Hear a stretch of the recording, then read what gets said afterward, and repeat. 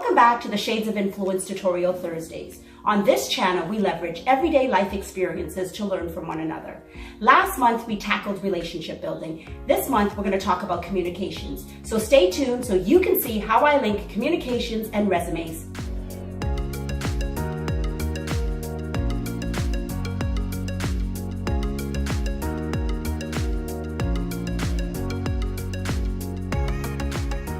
You're probably asking yourself, what connection does Hazel see between communications and resumes? Well, here it is.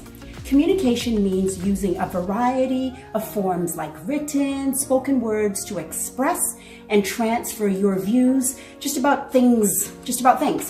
When you look at a resume is a brief written, spoken account of your personal details, the jobs you've had in the past, and your education.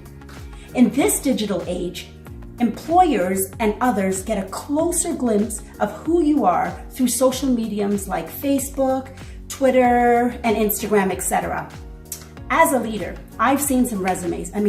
I don't personally want to see a list of previous job descriptions that you've had in your old roles.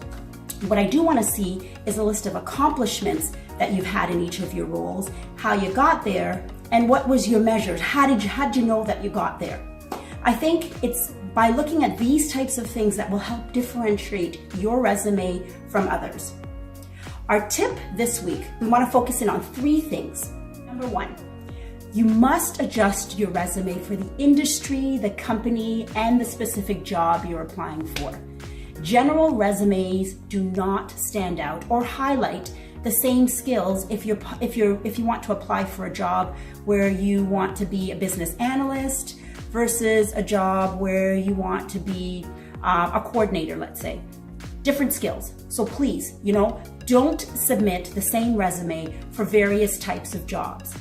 Number 2, be honest on your resumes. I can't tell you the amount of times that I have seen industry buzzwords used on resumes, where it's been well written, but then when you ask the individual to describe what was written on the resume and how they got there and what it meant, and they just kept using the same words over and over again. They were just overzealous in what they wrote in the resume. Be honest. Number 3, keep your resume focused and concise. Many times I've seen things like passport numbers, pictures that people look like they just rolled out of a club, hobbies, multiple hobbies that have nothing to really do with the job itself. So again, keep the resumes focused and concise.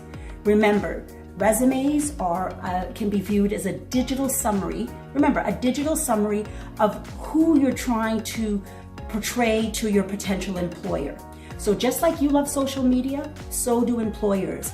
They go way beyond just looking at your resume. They will go online, check Facebook, check in Instagram, just to get to know who a potential person is that they're hiring. So if you want, your employers to know that you're the type of individual who's, drinks shots every Thursday, Friday, Saturday, Sunday, every day of the week, and you're always out there drunk, or, you do things that potentially you may not want employers to know about. If you are that person, then, put your business out there in social media. But if you don't want employers to get that viewpoint of who you are and you're trying to portray a professional image, then you need to be careful on what you're putting out there. So let us know if these tips were helpful to you. And as always, we ask you to please hit that subscribe button and that bell notification so that you'll know when our next posts come out. We can't wait to see you again. So see you soon.